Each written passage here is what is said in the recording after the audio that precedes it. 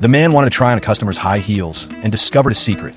When he put them on, his reflection in the mirror transformed into someone else's appearance. He was puzzled, thinking that he had gained superpowers. To test this idea, he tried on a pair of leather shoes, only to find himself turning into a black man.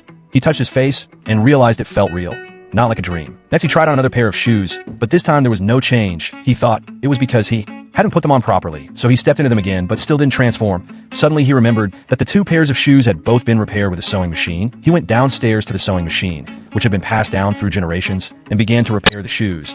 After finishing, he tried them on once more, and this time he became an old man. It turned out that the ability to transform came from the sewing machine. Looking around at the shoes scattered across the room, he came up with a bold idea. If he wore a pair of high-end leather shoes, he would transform into a wealthy man. If he wore a different pair, he could become a gangster boss. The thrill of becoming someone else's image was no longer enough. He wanted to experience their life for himself.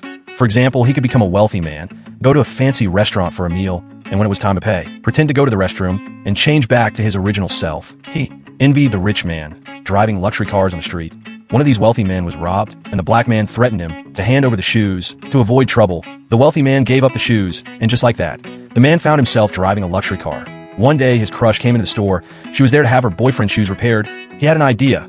That night, he transformed into her boyfriend and went to her house. When he was taking off his clothes, he noticed the shoes on his feet and froze. If he took them off, his disguise would be revealed. So he pulled up his pants and left. When he returned home, he went to his mother's bedside and asked her what she wanted to do. His mother mentioned that she wanted to have dinner with his father. He remembered that his father had made a decision to do something. So he decided to refurbish his father's shoes, planning to transform into him, and invite his mother to dinner. His mother also dressed up for the occasion. That night, his mother was very happy, but the next day, she passed away.